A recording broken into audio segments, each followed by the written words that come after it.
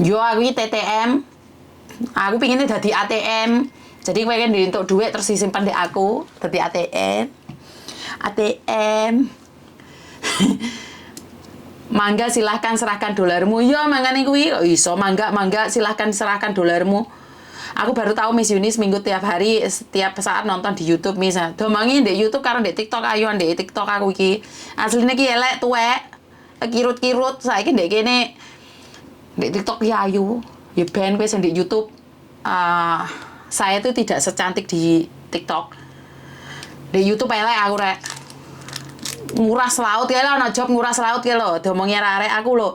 Cuman tahu dari TikTok misakne sik kapusan yo VB YouTube TikTok saya suka live Miss Yuni yo wes teko Malang hadir aku kangen disampluk helikopter diasmu kuwi sampluk helikopter ngene iki aku ate poso nggih dosa tok mbek awakmu rek lus mulus Miss yo domane lus mulus raiku iki halus tapi di TikTok ya saya di YouTube ndelok aku ojo komplain saya tuh sebenarnya cantik dengan kalian le miasi kurang telaten apa elek tuwek ngentutan ngomongnya ya, emangnya ngentutan anakku mbak bojoku tok ngerti aslinya ayu Miss iki cah gemes mbak Emi senalah gombalmu ki glowing domain di TikTok tok aslinya ora fotan merongos kene Miss ora usah muni glowing teko Singapura tak antemin dia sih engko songsoi juga YouTube glowing Miss iya Mbak Nuri sampeyan iki aja ora usah ngapusi aku modelmu mangsamu asline mbokku kuwi ayu mangsane lah ayu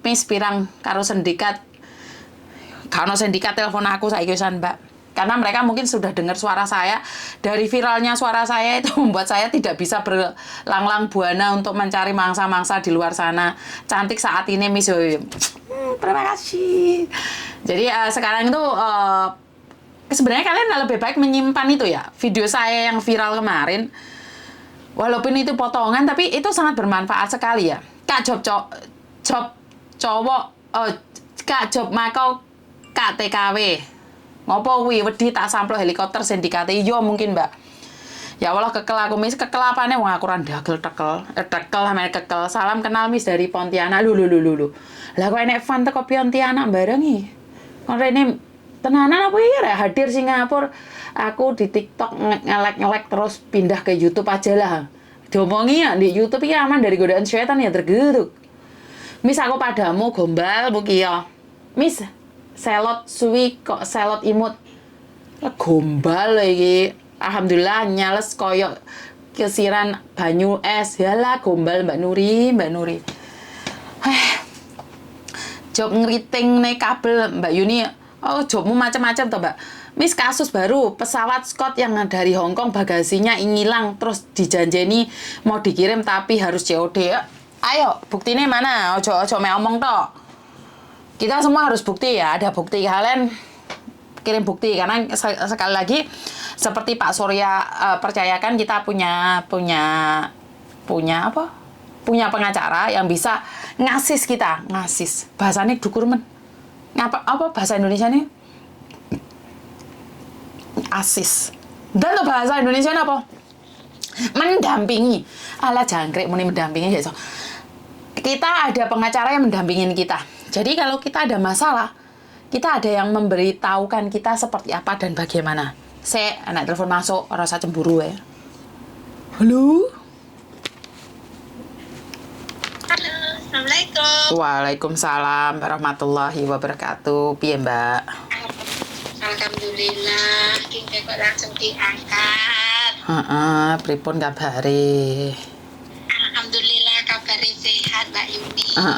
Piye. Alhamdulillah, aku dikasih tambah. Tambah opo kuwi?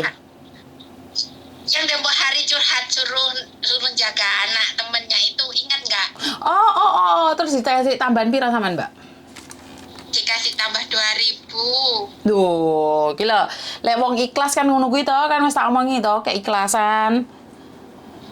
Aku kan bilangnya kayak aku belum bilang sama majikan, pokoknya belum bilang sama siapa selain ke Miss Yuni. Oke. Terus? Nah, terus habis gitu aku belum gajian deh. Aku selepas gajian akhir bulan Maret Tanggal 2 aku dipanggil, kan anaknya libur sekolah. Terus aku dipanggil suruh ke rumahnya. Terus dia baik banget ngomongnya. Cece, aku minta maaf. Ya, kamu udah mau jagain anakku. Seikhlas aku kasih 2.000. Kamu jangan nyesel ya, kayak gitu ngomongnya. Terus nanti kalau ada rezeki nanti kamu tak kasih tambah, kayak gitu. Ngomongnya halus banget, pokoknya ngomongnya halus, sopan, kayak gitu. Terus jangan diambil hati ya, aku ngasih segini, kayak gitu. Aku ya bilang nggak apa-apa, aku pun juga terima kasih. Yang penting aku kerja di sini, aku ikhlas. Kamu ngerti ke aku juga ngerti ke kamu, aku kayak gitu. Terus dia ngomongnya ya kayak gitu, apa, jangan diambil hati, pokoknya aku ngasih segini, kayak gitu loh. Terus aku terus bilang sama majikan aku loh, itu aku bilang kayak gini, Suce, aku sama teman kamu aku dikasih uang 2.000, aku gitu.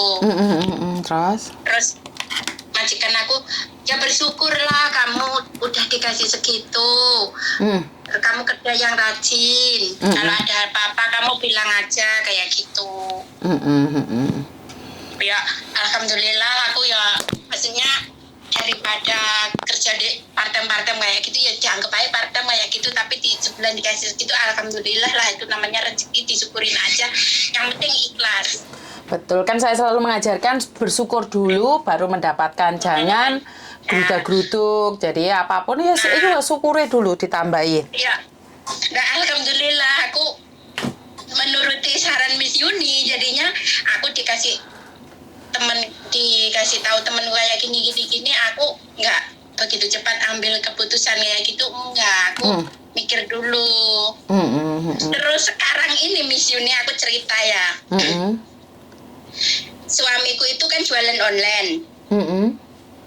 Nah, suamiku itu jualan online, ngambilnya dia itu di Shopee sama di Aku Laku. Nah, tadi itu katanya suamiku, ada pihak Aku Laku telepon ke suamiku, katanya dapat bonus 1 juta, kayak gitu toh. Terus? Nah, sejam lo itu teleponnya, Miss. Terus? Nah, katanya dapat cashback itu 1 juta. Terus suamiku disuruh ke bank, ngecek ke bank itu uangnya, kayak gitu. Nah, terus suruh buka aplikasi apa kayak gitu loh. Suruh buka aplikasi Aku Laku itu, terus suruh buka kan aplikasi Aku Laku itu ada simpan pinjam kayak gitu toh, apa, pinjaman online kayak gitu loh, Miss. Nah, gitu. Terus bentar, ada dan. Terus sama suamiku dipencet itu ada pinjaman 300 kayak gitu. Buat belanja kayak gitu kan. Itu masuk ke rekening suamiku. Nah, terus habis gitu itu mau bobol ke rekening. Ya alhamdulillah rekeningnya suamiku itu yang itu udah dipakai. Nggak ada saldonya selain 300 yang tadi pinjem di Aku Laku itu. Soalnya semua transfer itu kan dari rekeningku. Nah, terus habis gitu dia buka aplikasi Dana itu loh, Miss. Nah, di aplikasi Dana itu kan biasanya buat transfer kayak gitu. Itu ada uangnya 400, diambil. Ya sekarang di aplikasi Dana itu nggak ada saldonya kayak gitu. Terus suamiku itu kayak percaya banget dapat uang itu, kayak percaya banget. Nah, terus habis gitu dia habis sholat asar, habis wudhu, habis sholat kayak sadar kayak gitu loh, Miss. Kayak sadar, aku kok perasaanku kok nggak enak ya, kenapa? Aku tadi habis ditelepon sama pihak aku kayak gini-gini, katanya dapat uang 1 juta cashback itu, tapi kok perasaanku nggak enak kayak gitu habis sholat. Terus aku bilangin, makanya itu kamu jangan percaya dulu. Ada telepon kamu dapat apa cashback 1 juta atau 10 juta apa berapa, itu kamu jangan percaya, jangan kamu angkat dulu, lihatlah YouTube Miss Yuni lo sampai gitu loh. Terus iya, aku sering lihat itu di YouTube itu Miss Yuni TKW Hongkong itu kayak gitu. Emang kayak itu banyak orang yang kena tipu aku gitu loh. Terus itu pernah loh Miss, dapat transferan dari Taiwan 2 juta 700 itu hilang, pernah itu 1 bulan yang lalu. Ya kayak gitu, dapat telepon tapi suamiku kayak nggak sadar, ngecek di ATM, sekarang dicek itu masuk, besoknya dicek lagi nggak ada uangnya. Artinya adalah memang sindikat-sindikat itu dengan sengaja mempermainkan perasaan kalian, dan biar ada rasa tamak, habis itu kalian membuka rekening, karena kan kalian dapat cashback, otomatis kan bahagia sekali dong dapat cashback 1 juta, tapi ternyata malah dia yang menyedot uangmu, bener nggak? Nah iya bener, makanya itu Miss, makanya itu. Terus aku bilang kayak gini, itu nomor kamu itu kamu buat buka dana itu, sedangkan kamu buat transfer kemana-mana pastinya kan ada uangnya. Nomor yang ada buat transfer kayak gitu jangan dikasihkan ke orang. Aku udah bilang kayak gitu sama suamiku. Terus ya ini emang tadi dilihat mau transfer uang 300 ke temennya kayak gitu, dilihat di dananya udah nggak ada 400, ada nanti tak kirim nomis ini. Makanya itu aku langsung coba, aku tak tanya sama Miss Yuni, mestinya kamu ngerti aku kayak gitu. Berarti sekarang kan sudah paham kalau sebenarnya memang banyak orang mengambil kesempatan ini semua. Kalian diojok-ojokin bisnis, tapi sebenarnya uang kalian diambil sendiri sama mereka. Jadi ya itu pesan saya adalah berhati-hati aja. Itu soalnya itu suamiku itu yang jualan online itu kan udah lama kayak gitu loh Miss. Jadinya dia pikir itu bener pegawainya, aku laku kayak gitu loh. Kan saya selalu bilang saat kamu promosi, media sosialmu itu sedang diawasi oleh sindikat-sindikat, Mbak. Karena itu saya selalu bilang sindikat-sindikat itu mencoba untuk masuk dalam kehidupan kalian. Begitu juga sindikat itu masuk di Facebook saya. Mereka itu mencoba nge-hack Facebook saya. Bahkan TikTok saya sekarang aja disedo sampai sekarang pun belum selesai. Makanya buat teman-teman nih kalau lihat TikTok lebih baik gesernya ke YouTube aja. Karena memang sekarang itu kita lagi diawasin gitu loh. Ya, mati. Halo? Halo? Sorry, lagi keluar masuk lift. Ya aku halo? Oke, mati suaranya.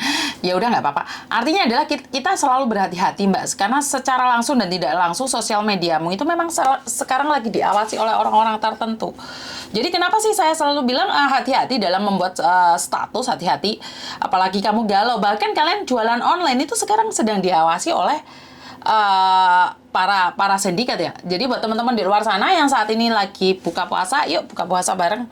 Saya punya cancun naicha. Sorry, kecepet untukku.